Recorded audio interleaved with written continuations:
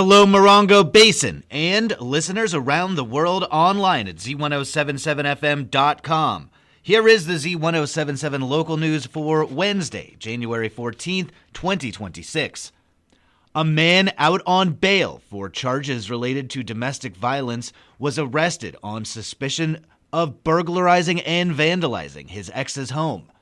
On Thursday at around 3:45 p.m., San Bernardino County Sheriff's deputies responded to a report of a burglary in the 6,000 block of Encilia Avenue in 29 Palms. The victim told deputies that her ex pushed through the front door of her home, stole items, and destroyed furniture and personal items. The Sheriff's Department identified the suspect as Malachi Hornisby, a 20-year-old resident of Yucca Valley. On Friday, deputies contacted Hornisby at his home in the 6400 block of Yucca Avenue in Yucca Valley, where he was taken into custody without incident. Hornisby is currently out on bail after two recent arrests. The first arrest was on October 1st, in which Hornisby is accused of threatening a school official and resisting arrest. Hornisby was arrested again on October 31st on suspicion of domestic violence and resisting arrest. Malachi Hornisby was arrested on suspicion of burglary, vandalism, and violating a court order preventing domestic violence and is being held at the West Valley Detention Center on $250,000 bail. Last night, the 29 Palms City Council gathered for the first meeting of 2026 to tackle fee waivers, permits for ancillary events, and trash bins. Reporter Heather Clisby was there.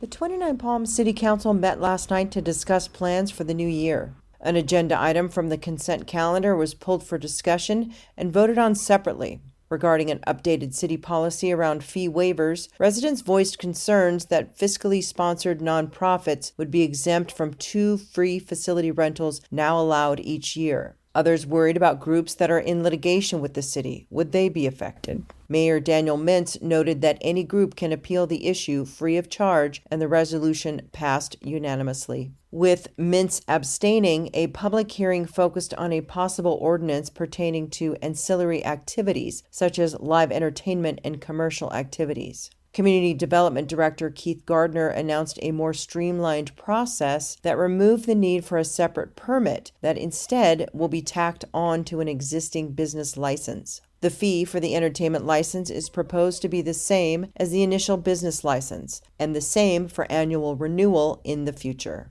Proposed by Councilmember April Ramirez, Council agreed to rename the Housing and Homeless Committee to simply Housing Committee, as all Council members are continually focused on homelessness in various ways. Council then approved opening bids to contain 2 partial trash enclosures within the Freedom Plaza and to construct a fully enclosed trash structure within the city-owned parking lot on the west side of Tamarisk Avenue. In addition to wildlife digging through accessible trash, there were concerns around vagrants doing the same while also engaging in drug activity. City Manager Stone James shared several updates, including the pending completion of the downtown package treatment plant, new kennel gates at the city's Palms and Paws Animal Shelter, and, after 16 years of discussion and delay, construction on the Split Rock Bridge will finally commence on January 20th and will take 1 year to complete. Reporting for Z107.7, I'm Heather Clisby.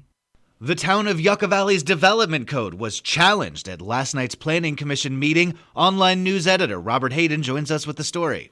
The main issue at hand at last night's Yucca Valley Planning Commission meeting was a hearing on a fence and how high that fence can be. In the town of Yucca Valley's development code, a street-facing fence can have a maximum height of 4 feet if they're solid or 6 feet if you can see through them. That development code applies to almost all single-family residential lots in town, and any proposed changes to that code requires a variance from the Planning Commission.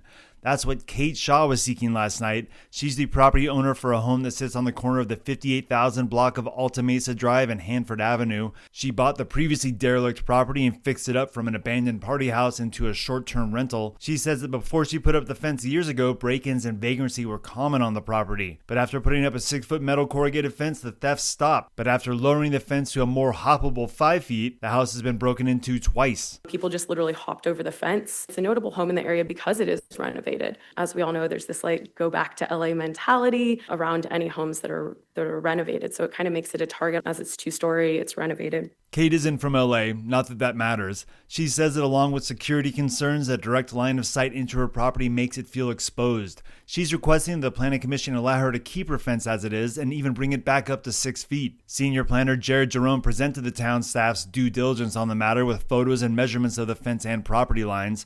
Ultimately, the property owner's request for a variance to the town's development code was denied, meaning her fence will have to stick to the 4 and 6 foot limits. The hearing took a while with both sides providing a lot of evidence, and you could almost feel the Planning Commission's reticence to enforce the code so strictly.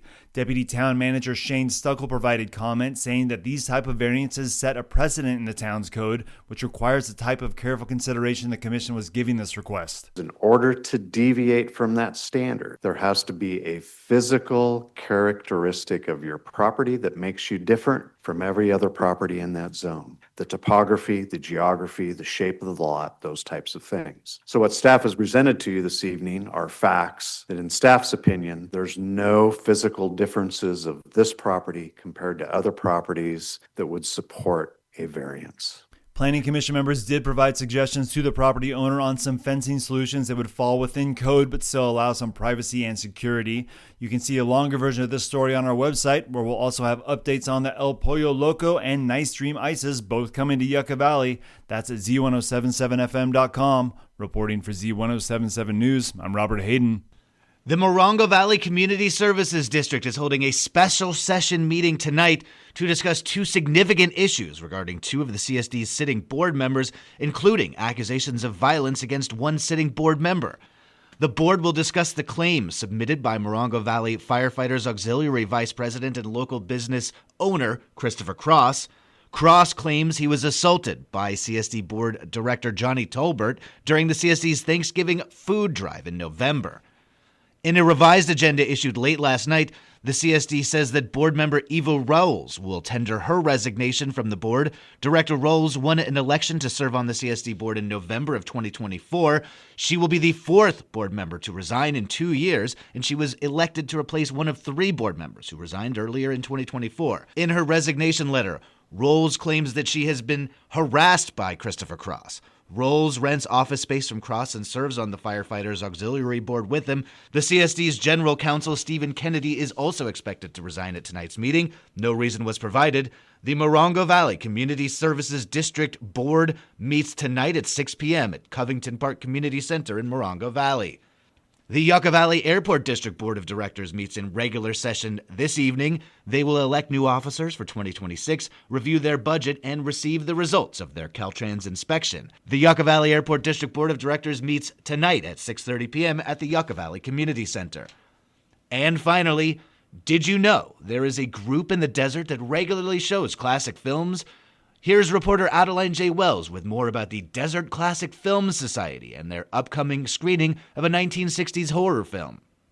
On Friday, January 16th, the Desert Classic Film Society will host a screening of Psycho, the 1960 film directed and produced by Alfred Hitchcock. Starring Anthony Perkins and Janet Leigh, the classic horror flick tells the story of a woman on the run who finds herself seeking refuge at the isolated Bates Motel. The screening will feature guest speaker Marlee Renfro, who worked as Lee's body double during the filming of the iconic movie by the master of suspense. Yucca Valley local Christopher Perry founded the Desert Classic Film Society in 2010. Perry is a lifelong film historian who has presented classic films throughout California and beyond. He also operates the Bijou Cinema, a theater he built into his garage with 35 seats from a 1936 picture house. Perry explains that the ambiance and production quality are intended to create an authentic movie-going experience of eras past. Our goal is education in film history and also to be able to present a classic film the way it was meant to be seen. Even when you go to a theater, if they're showing a classic film, oftentimes they're showing it in the wrong aspect ratio. On